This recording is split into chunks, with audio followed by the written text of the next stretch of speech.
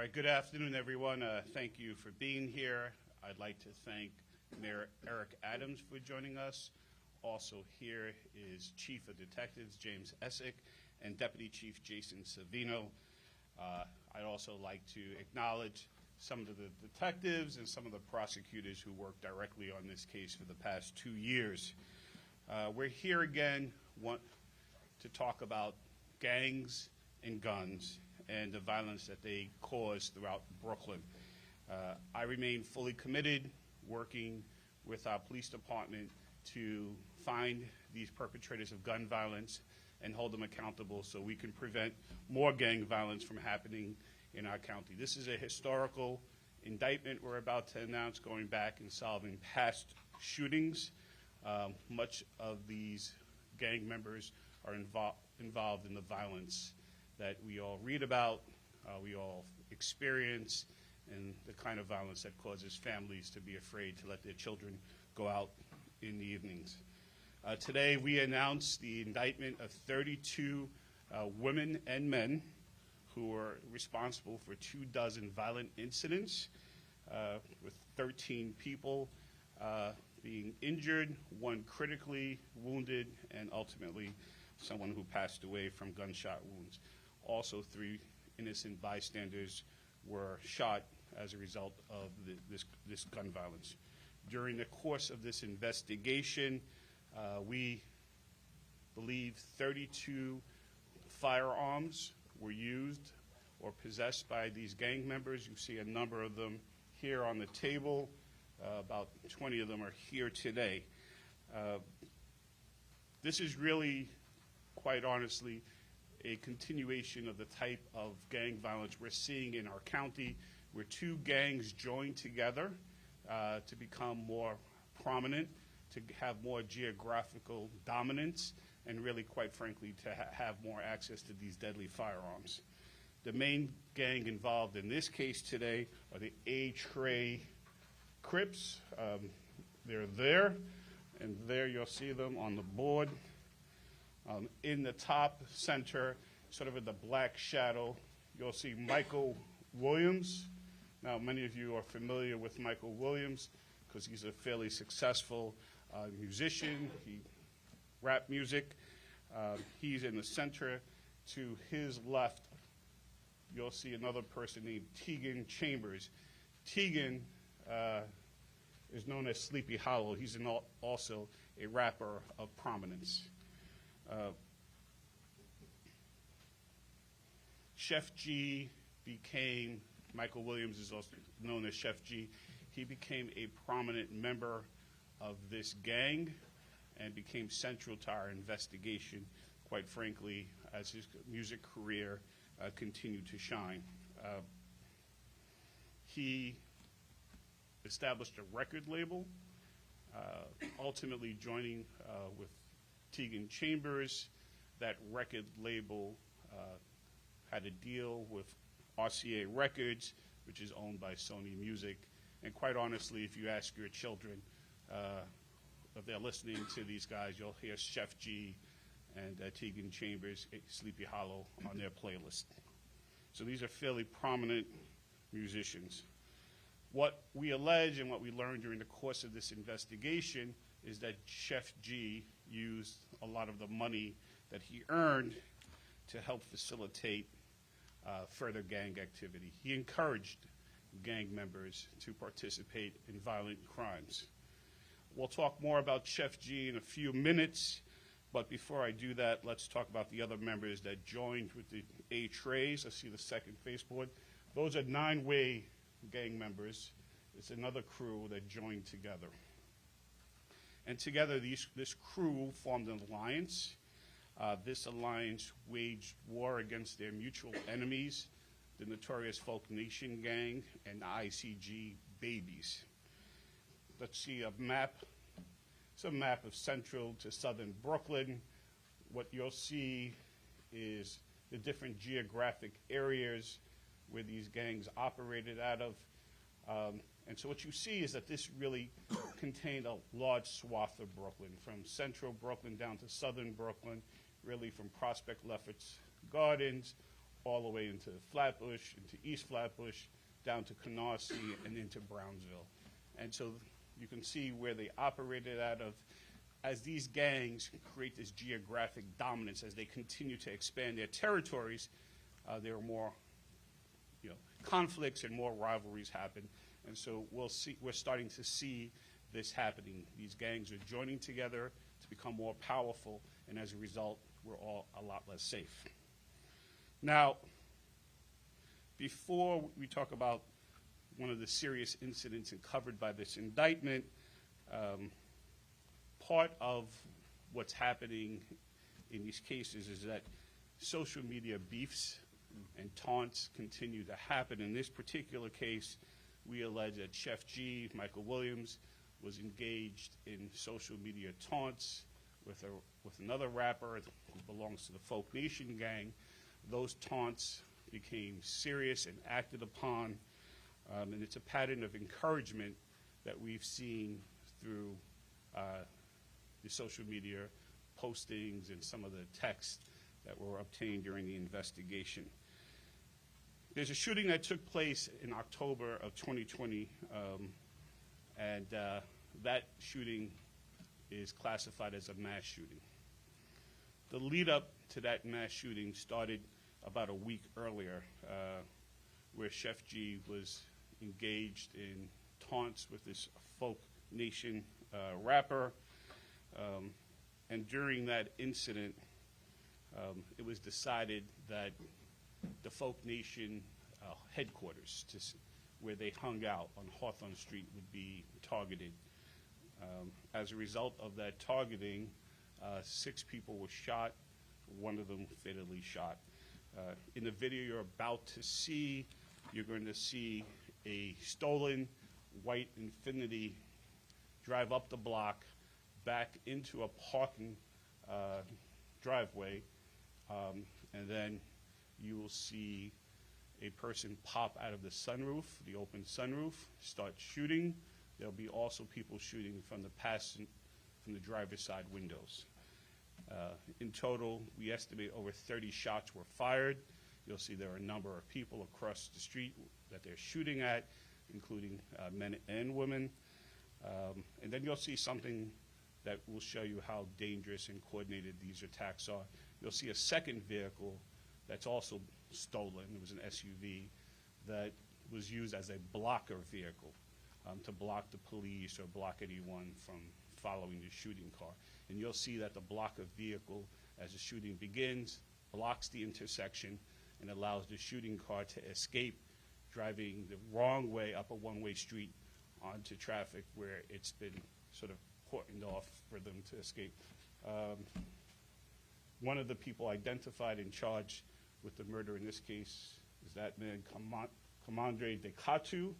He is a member of the A-Tray gang, and if you see prominently on his neck, he has the symbol of his gang, an 8 and a 3. Let's play this video. Okay, that is the vehicle. You'll see the vehicle now reverse into this driveway. And we're going to see this from 2 different angles.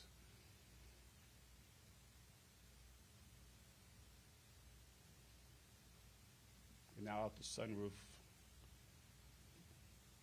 and out the windows, 3 gunmen are firing. This car goes up the one-way street in the wrong direction. Right, here's another angle. By the way, this car was stolen and the license plates were changed.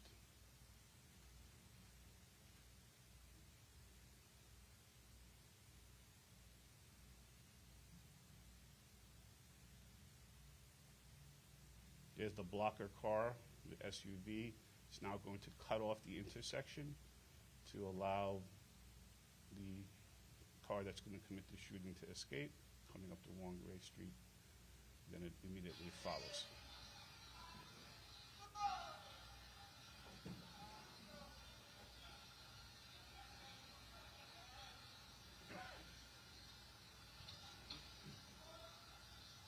Across the street, you see a lot of people hanging out. The shooting vehicle is going to be all the way to the far left of the video. You won't be able to see that clearly, but you'll see the people running.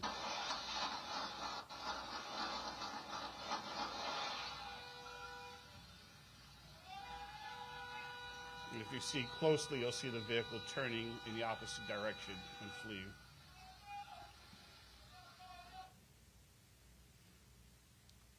If you're watching, you'll be able to see a man who gets shot right there fall to the ground.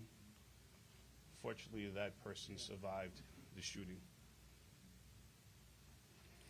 Pure mayhem, women and men. There was a female victim of that shooting as well. Again, pure mayhem. A 23-year-old man named Theodore Sr. was fatally killed during the shooting. I've already said 5 other people were wounded, some with serious injuries to their bodies. Defendant Dekatu is charged with murder, as well as his co-conspirators, including in the conspiracy is Chef G and his sister, Crystal Williams. They're charged with conspiracy to commit murder for these shootings, as well as for their roles in encouraging other shootings. Specifically, before this homicide took place, there messaging that we allege Crystal Williams sent to her brother, Chef G, who told her brother that that one of the main Folk Nation members had to get hit or killed, and only after 1 hour after this shooting, Michael Williams, aka Chef G, is communicating with a trusted gang member, and he's asking if the Trays had scored, and he's asking for proof of that score to be sent to him by screenshots. Just a few days later, Chef G takes the shooters from this incident and some other gang members for a very lavish, expensive steak dinner where they celebrate the score against their rivals. There's video of that, and we're not showing that today, but that dinner was paid for in cash by Chef G, celebrating the score that they had shot 6 people 2 days earlier. Now, I'll tell you a little bit more about Michael Williams, a.k.a. Chef G. He's a Brooklyn kid. He grew up in Flatbush. We believe he became gang involved at a very young age. He got some notoriety as a drill rapper early in his life. But by 2017, he really started to have, commercial success. He was really playing music that had been reached the masses. And as I've already said, he formed a record label with his friend. RCA Records bought that label, and obviously RCA Records is owned by Sony Music. He teamed up with Tegan Chambers, who's known as Sleepy Hollow, and their music is all over, Spotify and that. But I think the import here is that Chef G is not a wannabe drill rapper. He is a legitimate person who made it good. He has gold records. He's made a lot of money. He rented a very large house. Some dare call it a mansion in Short Hills, New Jersey, where he was staying. He has millions of monthly listeners and over 100 million views on social media, including on YouTube and Spotify. But instead of using his fame and his fortune for the betterment of himself and his family and those close to him, we allege that he used that fame and fortune to elevate gang violence in Brooklyn. We learned that Chef G encouraged shootings, often by offering money or jewelry, by hosting extravagant affairs like the dinner we mentioned, and using rap songs to help hype up fellow gang members.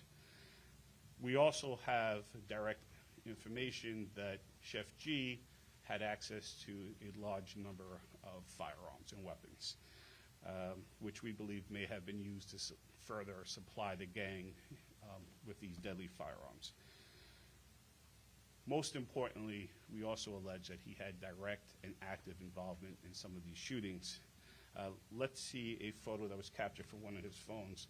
There you can see some of the photos that are in his cell phone. This is one of the cell phones that he had when he was arrested. Obviously, you see the AK-style rifles on top. There's some handguns. Down below, you see a number of brand new firearms in the case with the tags still on them, and also with other accessories like ammunition on the bottom. There are two photos in the middle of Michael Williams, Chef G, holding and displaying guns. And then to your far right, with the black hoodie on and the chef gold chain, that's a video. Let's quickly, and there was a lot of these videos, we're just going to play one of them. Let's just show that video.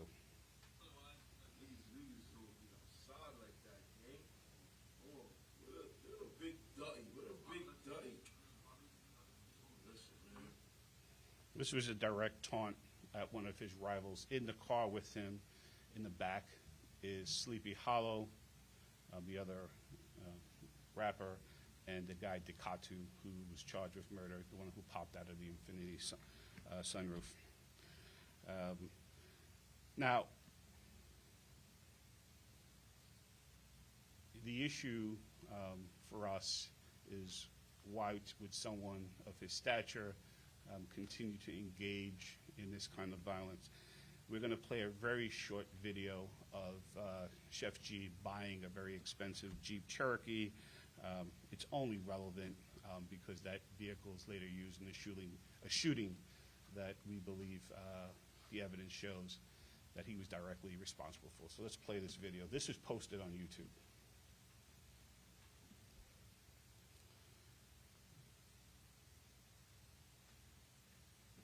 That's Michael Williams, Chef G.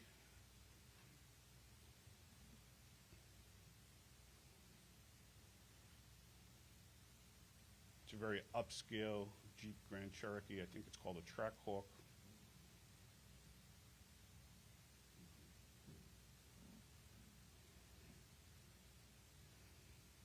So remember this video of this vehicle, because you're going to see it involved in the shooting that took place on April 6, 2021.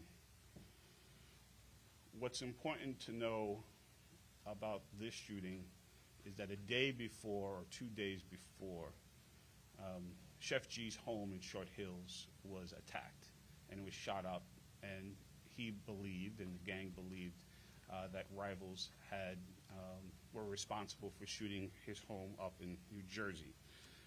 Recovered text messages between Chef G and a guy named Olivel Martinez, who's a fellow gang member, but also the boyfriend of his sister, Crystal Williams, surmised that one of their fellow gang members had to betray them to give up Chef G's secret house in Short Hills.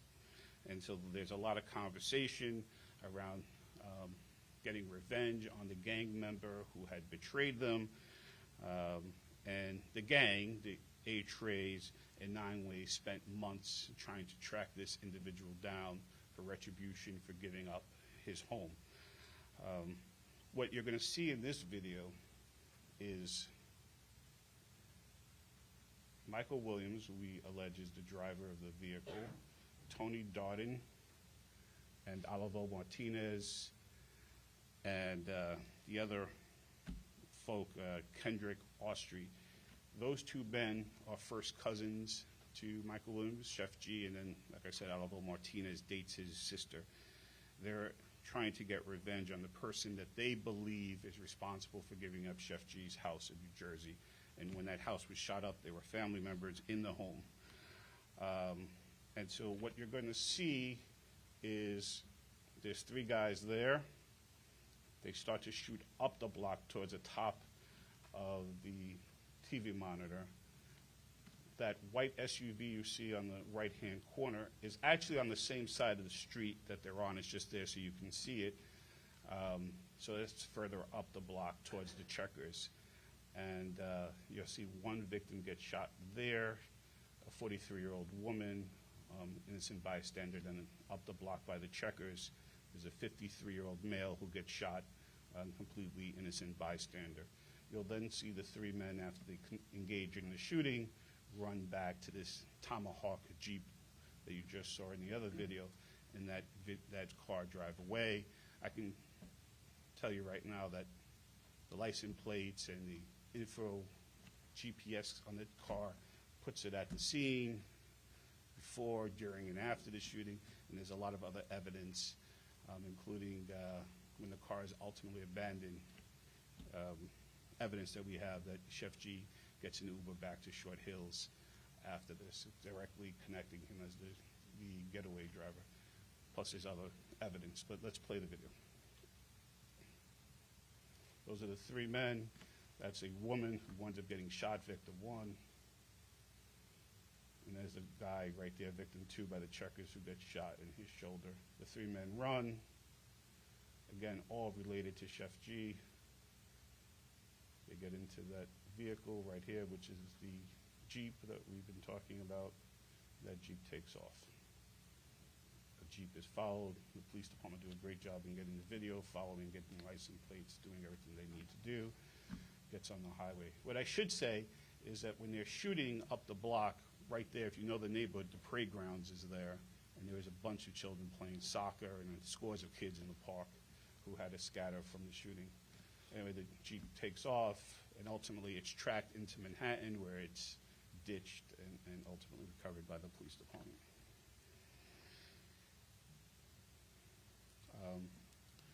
I'll talk about this, what they believe this turncoat who gave up Chef G's address. Ultimately, 10 members of the gang captured him one day, kidnapped him, drove him off to a cemetery in Brooklyn, and started to beat him to death. He was saved because some random person called 911 and the police responded. And video of the beating was captured. We're not going to show it because it's so graphic, but to say that he came within inches of his life is not an understatement. Those individuals were charged with kidnapping and assault. But the revenge went beyond this turncoat. They wanted to get revenge at the group they believe shot at Chef G's house. That was this group called the Babies. You'll see a text message between Chef G and his Olivo Martinez, which is the guy, again, who dates his sister, where they discuss targeting a rival ICG Babies gang member. Just the import of this is the exchange ends with Chef saying, SNM, say no more. This gets done. I got $5K for you. Later the same day, the shooting takes place. Now, it's going to be hard to see the shooting, but I'll orient you. It's a white SUV. It's stolen.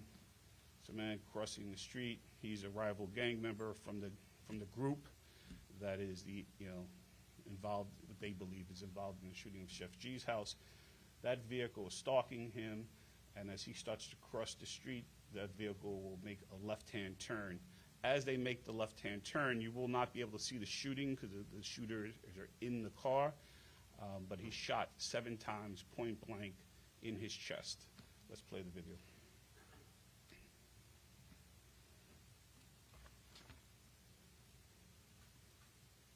Right there, he's being hit by the gunshots. You can see him, he tries to run away, and ultimately, as he gets to that corner, he collapses. He was shot 7 times in the chest. He had multiple surgeries and was in the hospital for a really long time, for weeks upon weeks. He did survive this shooting, fortunately for him, and really fortunately for all of us. Chef G is currently in jail on a unrelated gun charge. He was arrested by the police department, and inside one of his vehicles that he was driving at that time, inside a trap in the car, he had a .45 caliber handgun. He's pled guilty to that case, and he will now be arraigned on this new indictment. But his involvement with the gang didn't end while he was incarcerated. Tegan Chambers, among others, Tegan Chambers of Sleepy Hollow, continued to communicate with him and give him, information about the activity of the gang. In fact, the investigation showed that after Chef G was arrested with the gun, he was very worried about what would be recovered from his cell phone, and he asked Tegan Chambers to wipe his phone to get rid of all of the data including location data and financial data off his phone, which Tegan Chambers had agreed to do. I want to be clear, because we spent a lot of time talking about Chef G. This is not an indictment about rap music. In fact, this investigation did not rely on a single lyric to prove any of the alleged crimes. But it is an indictment of how, when someone does well for themselves and could do real good in our community, they use their fame and they use their money to further gang violence. We believe that much of the violence perpetrated by this gang was made possible because Michael Williams had a lot of cash. And he promised members that if they put in the gang work, they would be rewarded, either financially or appear in some of his videos, or even get a record contract for themselves like Sleepy Hollow did. The very last slide that I'm going to show you, because for those who think these cases do not make a difference, this is a text message between Chef G, Oliver Martinez, and other gang members revolving around a press conference that we had right in this very room just roughly 2 years ago. And there's a link to a YouTube. In that, they're talking about how one of their fellow gangs had been arrested and taken down. And they're talking about the dangers of using social media and apps to communicate and convey and to do gang business. And in this particular case, they're talking about they got the information off the Telegram application, meaning the police and the DA's office. I think that's a photo of me there. So these things do matter. These gang members do pay attention to these cases, and they're simply mistaken. So I'll make this clear. It doesn't matter which social media company you use or what apps you use. If you're engaging in street violence, if you're taking guns and you're shooting rivals, if you're hurting innocent bystanders, the NYPD will eventually track your case and bring you to the court of law. These individuals are being arraigned as we speak, and they will be held accountable, and they should expect long prison sentence. We surely will ask our judges to hold them accountable for what they did. Chef G is looking at a minimum of 5 to 25 years for his involvement, as are many of the 32 members that were arrested today. And obviously anyone who was involved in the homicide is looking at a life sentence. So I want to be clear. Wiping your phone is not going to dissuade a prosecution. These cases take time, but we will ultimately solve these cases. I am confident that this will improve public safety. This crew continue to shoot at each other, and unless they're stopped, we know that the summer months are our hardest months for public safety and shootings. And so I am positive that this will have a measurable impact on public safety in Brooklyn, in particular in the Flatbush section, where many of these young men are from. The City of New York, under the mayor's leadership and the police department, Sewell, has continued to focus on shootings. And shootings are down. Shootings are down in our city, they're down in our county, and we will continue to fight this good fight. I want to thank the NYPD for working on this case. These cases are very complicated, they're pieced together, and very specifically the NYPD's Violence Reduction Task Force and the Gun Violence Suppression Division for putting this case together. For the ADAs in my office for about 2 years now.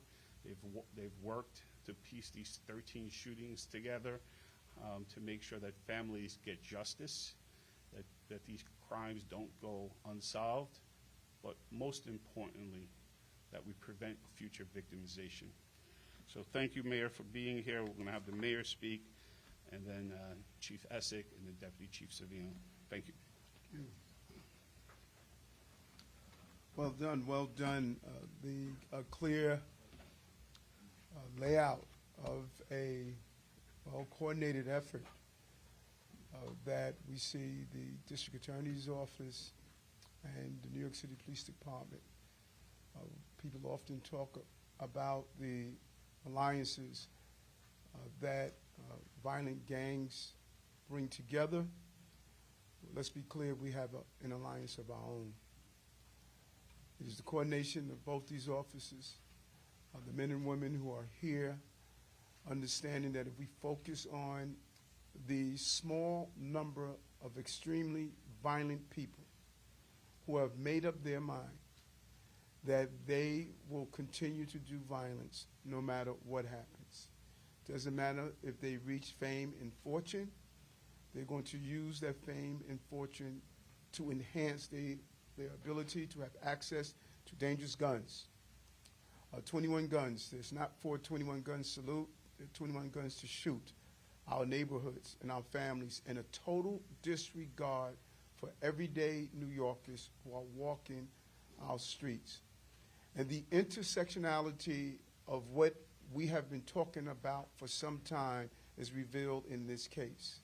This is a textbook case of all of the mechanisms that are being used. I'm a strongly believer that TikTok is a ticking bomb when it continues to use and exploit inner city conflicts to promote violence. When you have millions of views, young people are listening and watching the views, and there's a duplication of the behavior that is spreading like a cancer throughout our communities. It is not specifically drill music itself. It is those individuals who are using any platform to promote retaliatory violence. And that is what we are seeing over and over again. And all of us should be alarmed. We have communicated several times to our various social media platforms and stated that there is a moment of responsibility that comes with the impact that social media has on all Americans in general, but specifically on young people.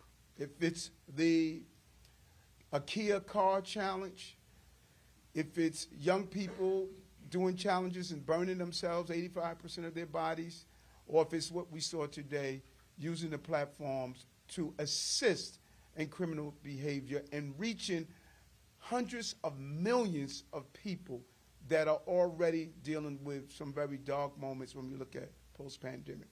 Cannot thank the DA enough and the team that's here. We saw several years ago, immediately after major gang takedowns, we witnessed a substantial decrease in the shootings and violent crimes. We've done a great job of removing close to 9,000 guns off our streets. We're seeing a double-digit decrease in homicides. We're seeing a double-digit decrease in shootings, a decrease in homicides. But if we continue to have this, and as we saw, the brand new guns awaited, we are constantly having to catch up. When you match the ready accessibilities of guns and those who are willing to use them anytime and anywhere in a very coordinated effort, you saw the sophistication of blocking off streets, targeting people, plotting out for months, the vicious beating in the cemetery. They're dangerous people. They're dangerous people.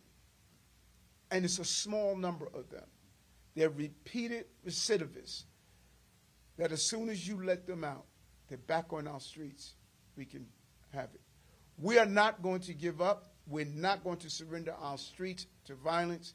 And that is proven today about the real alliance that matters. And that is this District Attorney's Office and the New York City Police Department. And all of the innocent people that live in this city that are applauding today that we remove dangerous people from their neighborhoods. Again, District Attorney, thank you very much. Thank you, Mr. Mayor. Been standing up here for the better part of 10 years, working with the DA, Eric Gonzalez, and his staff, and none do a better job throughout the city of doing these type of cases. Also want to thank Jason Savino, commanding officer of the Gun Violence Suppression Division, who will be here and I'll update you on the case. These are long-term, difficult, in-depth cases, but the benefits are tremendous. In each and every case, violence in the infected area, in this case, East Flatbush and the Flatbush section, violence will be dramatically decreased. We know this by previous cases. In this particular case, gang members, whether they were the 8 Tray, the 9 Tray, or G-Stone Crips, terrorized these neighborhoods for the better part of 3 years. This investigation began shortly after the gang-related shooting of 6 people in October 2020 at 265 Hawthorne Street, one of which resulted in a homicide. No longer will these 32 individuals shoot their guns in the streets of New York City, and we, as a city, are safer for that. I just want to introduce the commanding officer of the Gun Violence Suppression Division, Jason Savino, who will take you through the case.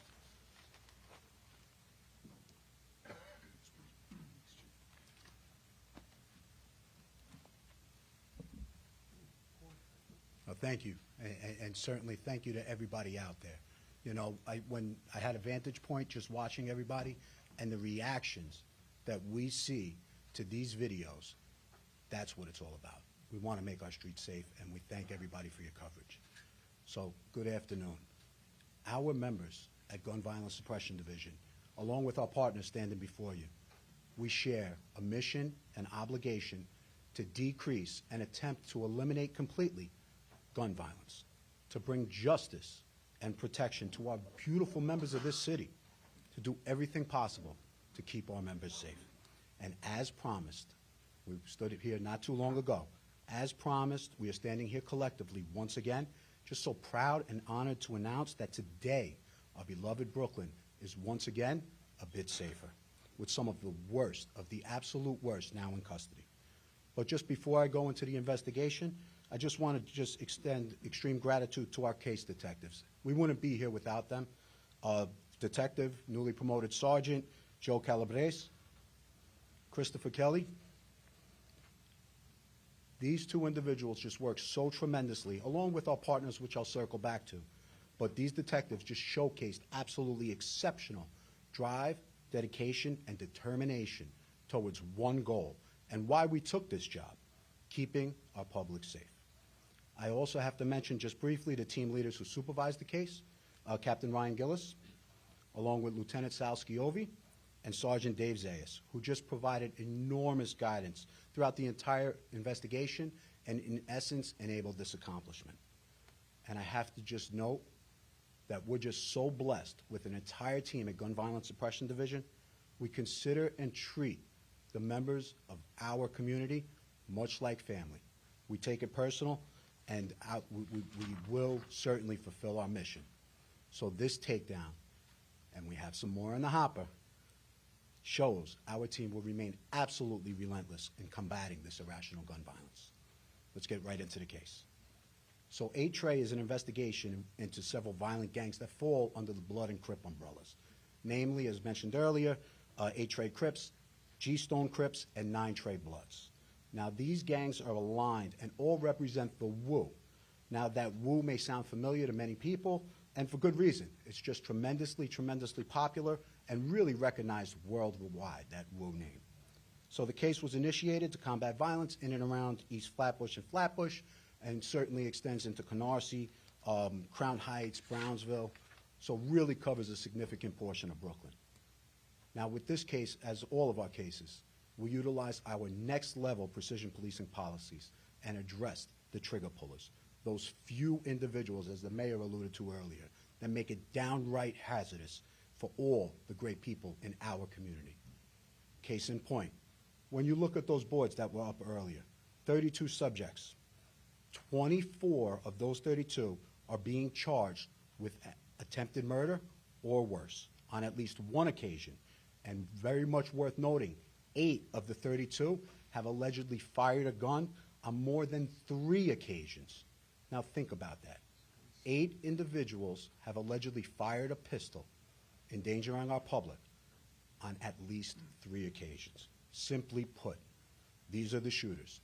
That small group of individuals, the alphas of each gang, those very few that endanger themselves, and everybody around them. Let's speak to the gangs as a whole. I like to use the 3 R's: reckless, ruthless, and relentless. These are subjects that woke up and lived every single day with one objective, and that was to benefit the gang, gain clout for the gang. How do you do that? You shoot ops for the gang. And all this was done strictly to send a message of gang dominance. Much of this violence was fueled and rewarded by rapper Chef G, who was quite often seen with his prodigy, Sleepy Hollow. Now, these are no small-time rappers. Sleepy Hollow, on one song, upwards of 125 million YouTube views. Chef G, upwards of 42 million YouTube views. That's on one song alone. Such a large following. Individuals are looking to impress them. And Chef and company used the gang to carry out their threats.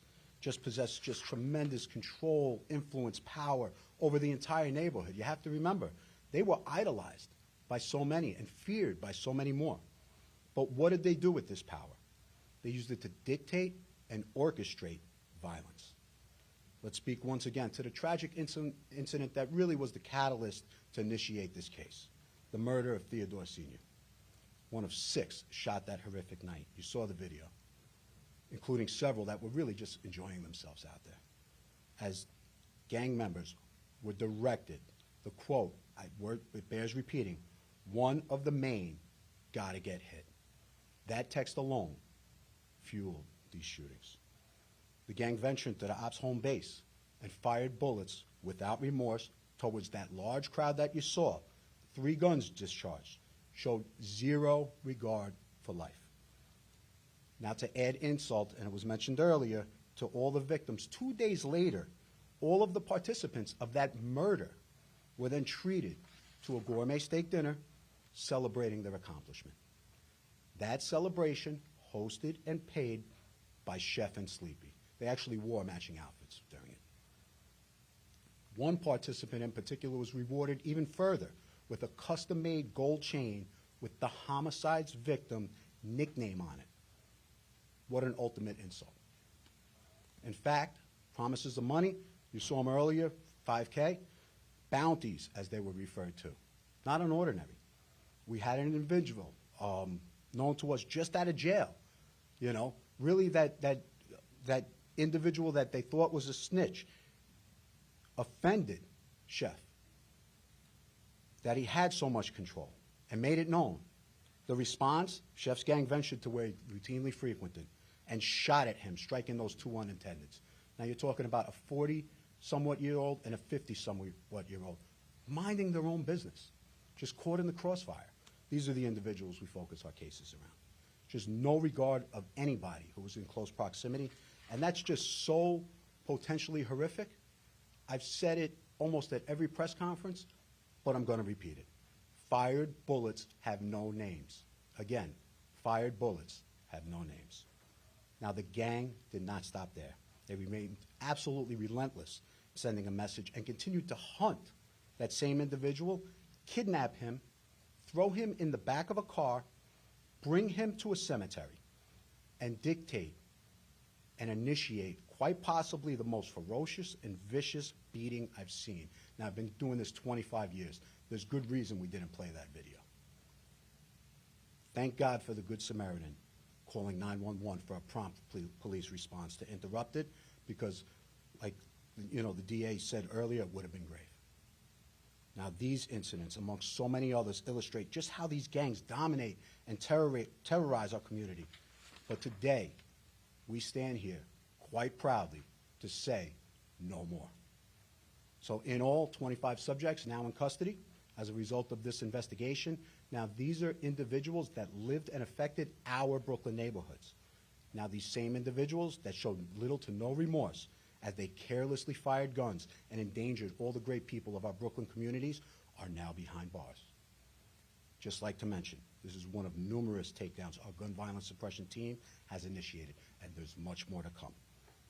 Summer is approaching, and we will remain at the forefront. Our teams will not let up, and we will continue, as always, to address every gang in this city, every street in this city, and every trigger puller in this city. We stand proudly and firmly to say criminality does and will have consequence, and this is exactly what it looks like.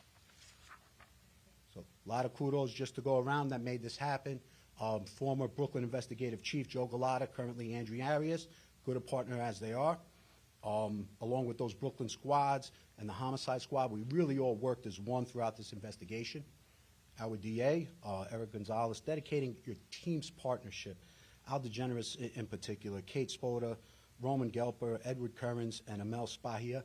Just an absolute godsend, a challenging and robust investigation, and you really seamlessly held everything together.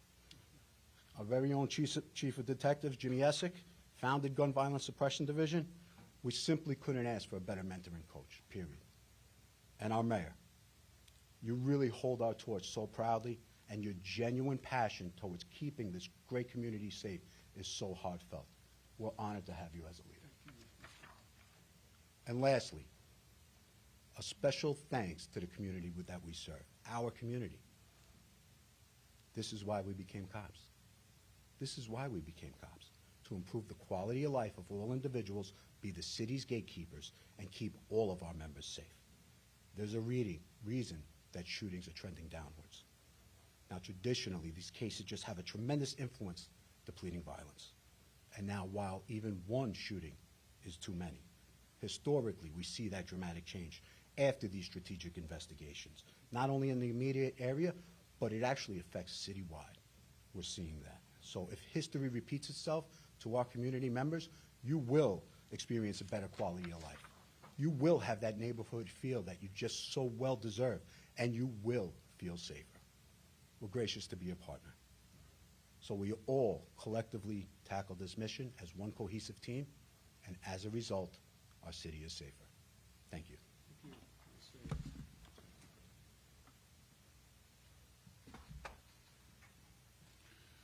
Are there any on-topic questions? Yes, sir. Explain for us, articulate for us, how specifically orchestrating that violence benefited Chef Chief. Here's a guy that really, right, didn't have to do this. He had tons of money. How did that benefit him? Well, I think in general, as Chief Savino said, gang life is all-encompassing, and he was involved in gang life since he being a young man, and the influence that he had over the gang is something that I believe gave him and his family pride.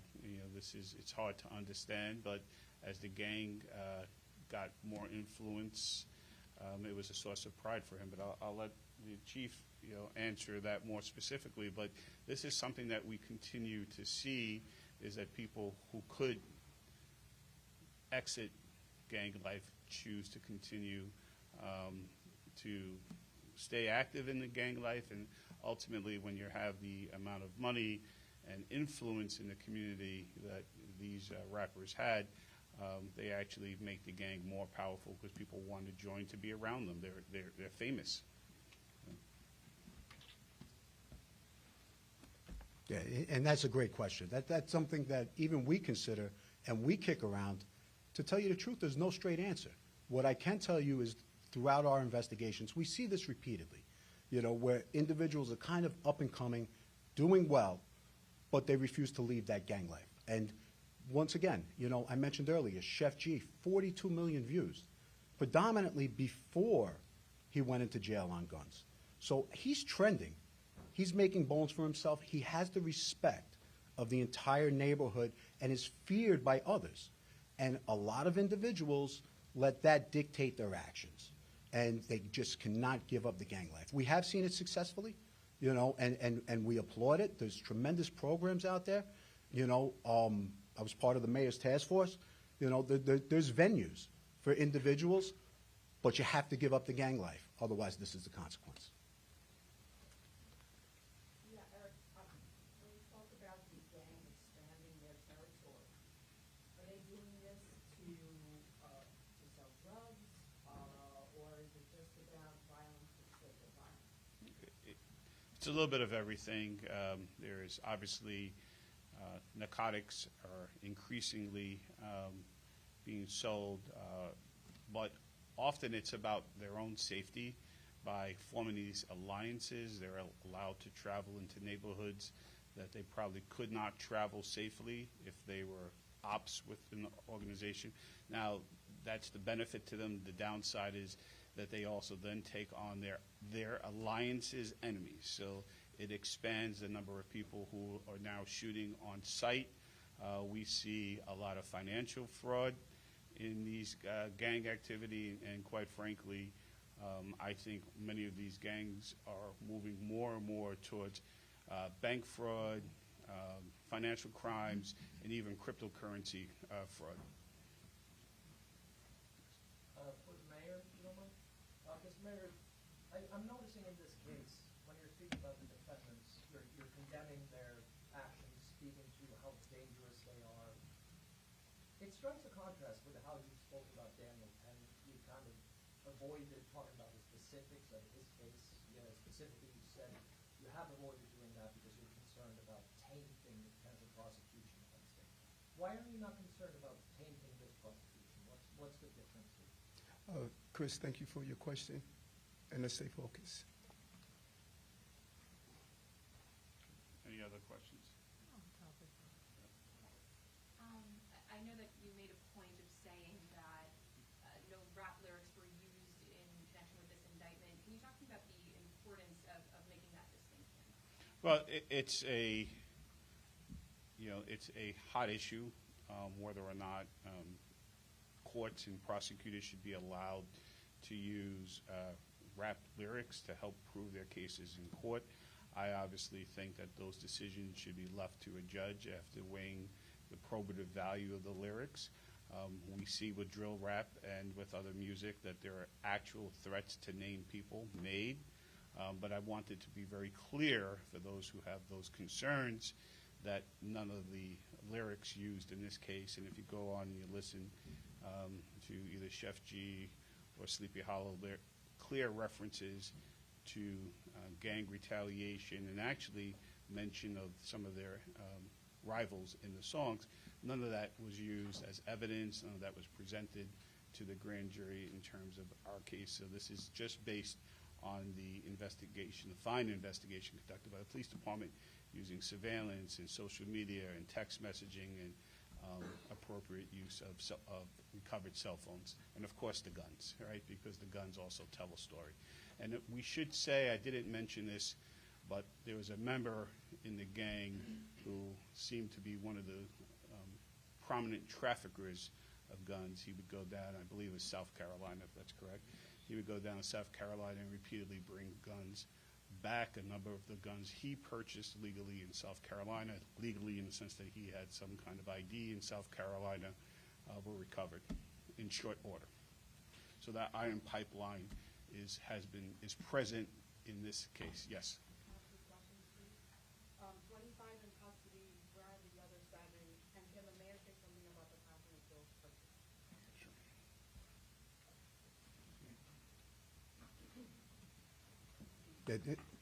We have 7 outstanding individuals.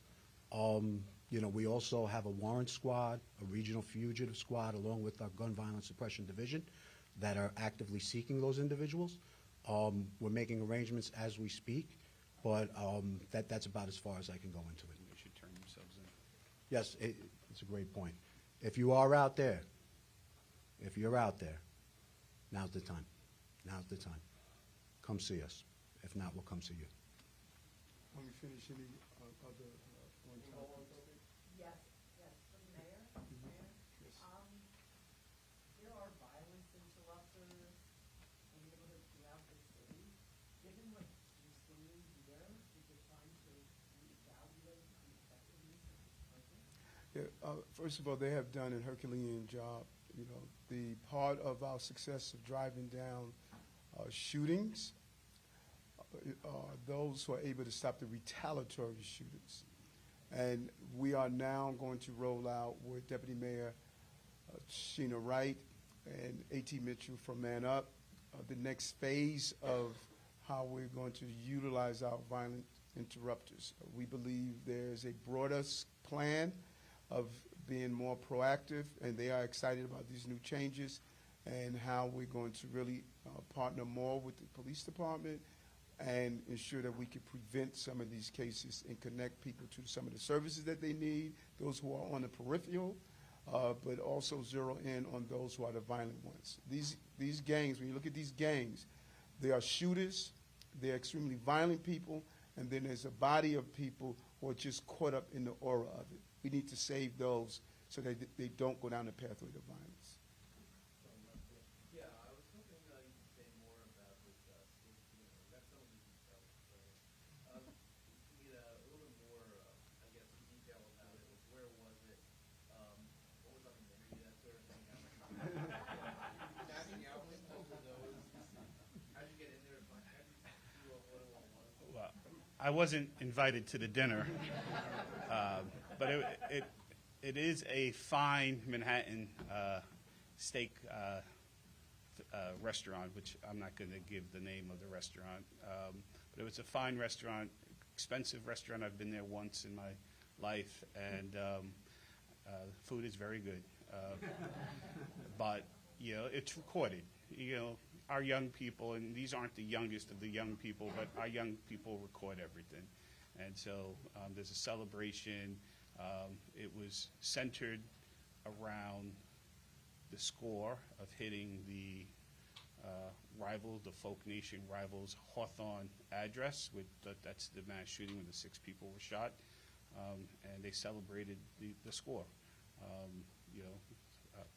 There's really not much more to say other than it is how, in part, Chef G and Tegan Chambers, Sleepy Hollow, assert influence, right? Because they take people out and they're able to spend money and they're able to encourage others to do some of the gang violence that's just critically important to them and their status in the community.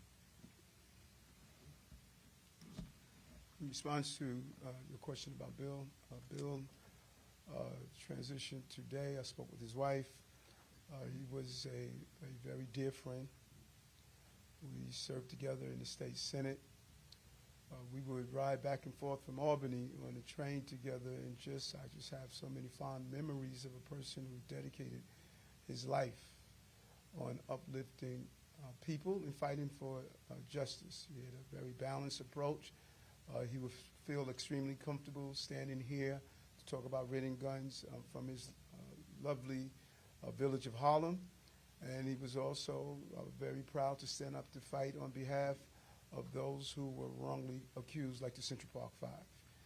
He has a very rich history and legacy, and we lost a very strong, committed fighter for justice in the city. I wish his family well, and I'm going to miss him. Again, he was a very dear friend. Thank you. Thank you, everyone. Thank you, Mayor. Good job, brother.